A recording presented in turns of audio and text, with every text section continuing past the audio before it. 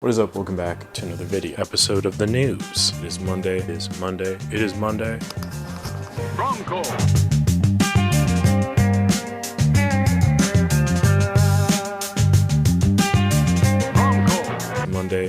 Monday. So let's get into the news. Now remember, if you join the channel, become a Bronco Buddy. Not only do you get that special shout out at the beginning of every news video, you also get access to exclusive content, early access to other content, and a whole lot of other good stuff there. Feel free to join the channel if you can. I appreciate that support. If you can't, no worries. Just like this video, subscribe so you don't miss out on these news videos and all sorts of other good stuff in between. With that out of the way, let us get into the news. We've got quite a bit to talk about, which is good stuff. I have a post from Reflx Lab talking about the new Lucky color film, and they show some of the results from the film that they shot. It was touted on the internet as like the first look at the new Lucky film.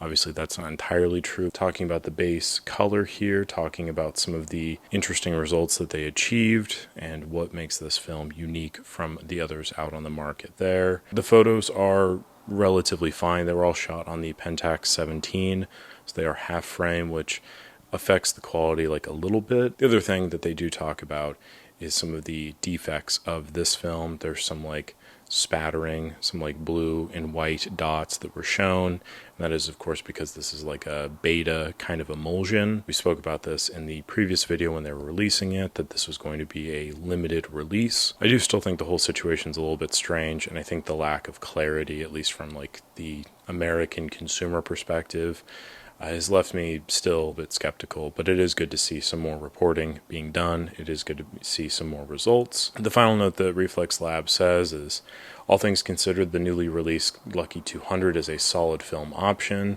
Please note that Lucky color film is only available in China now, but will be available in Reflx Lab once Lucky is ready to sell it overseas. So this could be a very good source for Lucky film in the future when it's ready to ship. And I've meant to talk about this kind of last week, but I don't know how recent this is. On Reflx Lab's website, they've started doing like 3-pack bundles of their film. The 3 rolls of 800 tungsten color film for $39, which isn't a bad deal. So that's good stuff if you are interested. Speaking of Lucky color film, we also have a new video from friend of the channel, Areelguy. He sent this over to me and wanted me to talk about it a little bit, and also I want to talk about it a little bit because it does actually provide a lot of really vital detail, namely showing the difference in results from Lucky C200 from scanning setup to scanning setup. I think that's very important because, as we've seen in like previous films, you get a variety of different results. So getting to see like a breakdown of those results, very helpful, I found.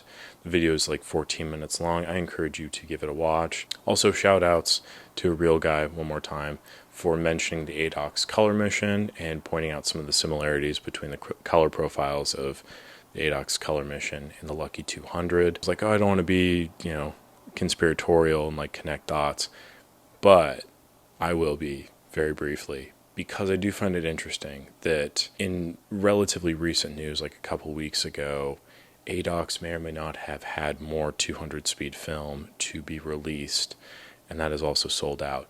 The only thing they said is that it's not Orwo 200, Opticolor Old School is using, that Kono is using, or that other company is using. It's not that. But they didn't specify that it isn't Lucky 200. Now, I don't think that it is Lucky C200, but wouldn't it be funny if it was? I don't know if there's any way to like tell that really. If anyone shoots the new ADOX color mission and the Lucky C200 and is able to like compare and contrast them, I would really love to see that video, because I think it'd be very, not funny, but it'd be very interesting if that was the case.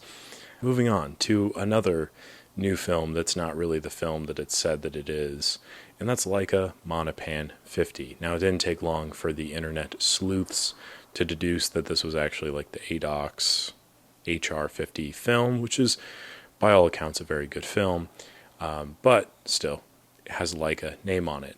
Despite that though, they were able to keep the price at a very reasonable $10, and it looks like the film is now officially released.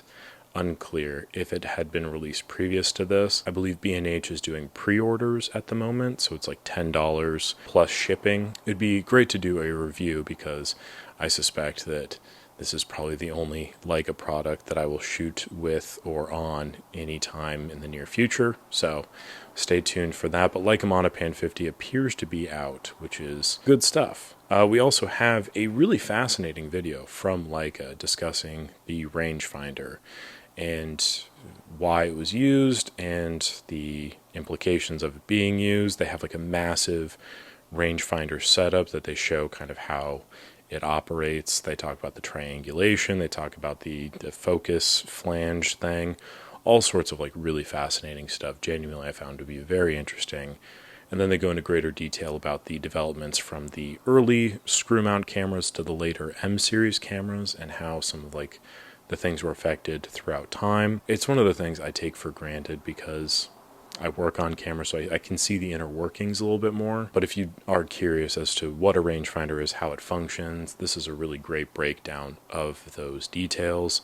And it is delivered by a very suave gentleman who speaks very well. So that always helps, at least for my information retention when somebody's talking and I'm just like, wow, I could listen to an audiobook of this for hours on end. Some people say my voice sounds like that. Other people said they fall asleep to my voice. Leave that up to your judgment. All right, then we have another new product from Leica, and this is the Leicavit Film Crank Advance thing. It's on pre-order on B&H and I'm sure other sites.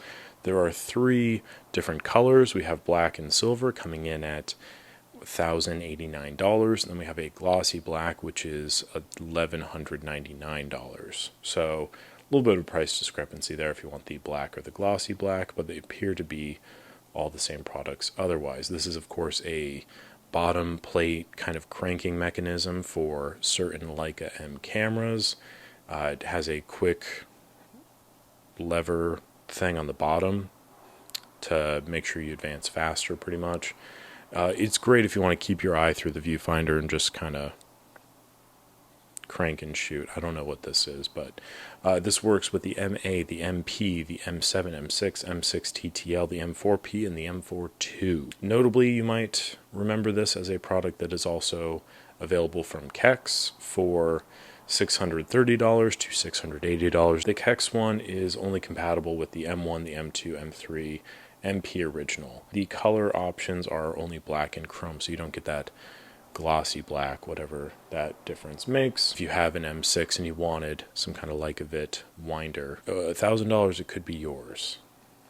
To me that seems like a lot, but I don't really know. This is not my world. So in the vein of expensive brands, notably German ones, we have some tease of a potential new Hasselblad camera. This is probably going to be a new like X2D thing. Now, my rich person is not quite fluent, so I'm not very well versed in the new Hasselblad digital systems, but the announcement of this is probably going to be in the next couple of days.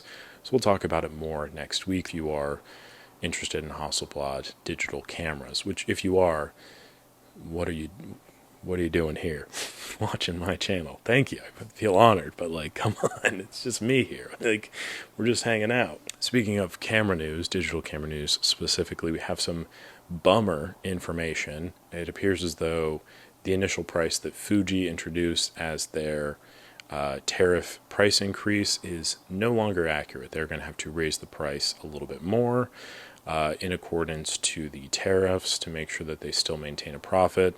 They have assured people that this is still with the customer's best interest in mind, but not a good look. And the same thing has happened with Nikon. Apparently they have got to raise their price as well a little bit, which is not a great sign, but both of those brands have very strong bases, so I suspect it won't be too much of an issue for their bottom line ultimately, but it is kind of a bummer to see, and we'll just have to kind of keep our eyes on other brands to see if they have to follow in suit once the realities of these tariffs come into play. On the brighter world news level, some scientists in England, I believe, have found a way to help restore bee colonies in a more manageable and economic way, which is really nice to see. Hopefully colony collapse disorder, which is something I'm a little bit concerned about is will be a thing of the past. Hopefully we'll get that one figured out, and that would make me feel good.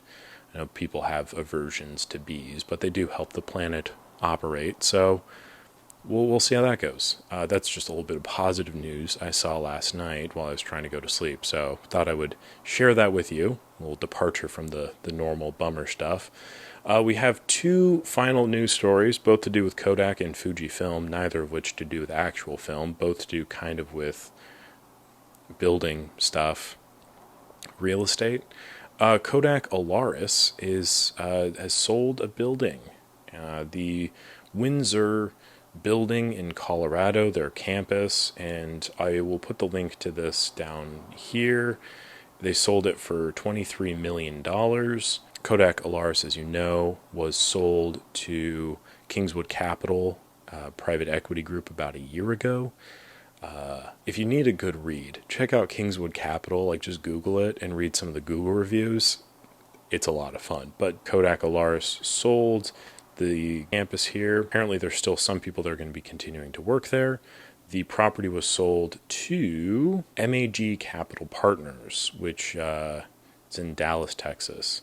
They're a private investment firm focused on industrial real estate. And then our final bit of news is a Fuji bit of news, but not film. Fuji has a biotech manufacturing campus in North Carolina, and Johnson & Johnson has put away $2 billion over the next 10 years to rent out a space there. Kodak Alaris sold that building for $23 million, but Eastman Kodak, that's not their money. These are two separate entities that happen to share a same name, and at one point were one, but then had to split because of reasons. I think Fuji's all still one kind of conglomerate. They still operate in one fell swoop, so that's pretty nice to see, I guess, that they'll have an extra $2 billion over the course of 10 years. It also looks like there's another arrangement with Regeneron, $3 billion for 10 years as well. So we're looking at an influx of $5 billion over the next 10 years for renting out space at Fuji's biotech production plant, which is interesting. If you would have asked somebody like 20, 30 years ago about Kodak versus Fuji, a lot of people would consider like film being the main venue for that battle. But now it looks like that might be shaping up in the biotech medical field, with both of them investing heavily in medical technologies and things of that sort. But that's pretty much it for the news today. Quick few shout outs. Of course, we have colorful analog cameras, the best place to go if you want to customize your film cameras. Wide range of different products, great supply, great prices. We have Reflx Labs, a great provider of quality tools and constant updates. There was a Doom update I just got an email for not too long ago, firmware update for the Lumo. So if you purchased a Lumo light meter, make sure that you have that updated. Phenomenal systems there. Great guy to work with. 10 out of 10 recommend. And we also have the app Frames. This is a great way to keep track digitally of your analog photography. You can use the app on your iPhone. Very clean design, great look, makes life very easy. Cannot recommend it enough. Now for a quick roundup of the news today.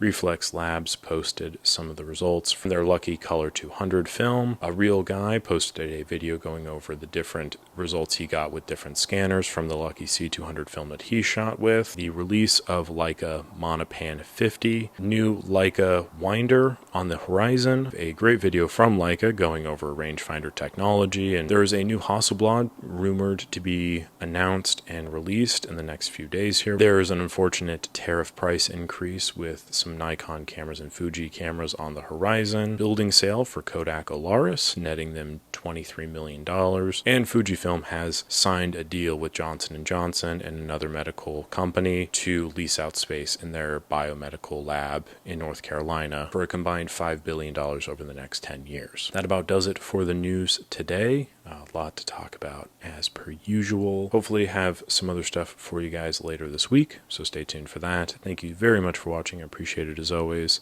Remember to like this video if you enjoyed, subscribe to the channel, and I'll catch you all on the next one.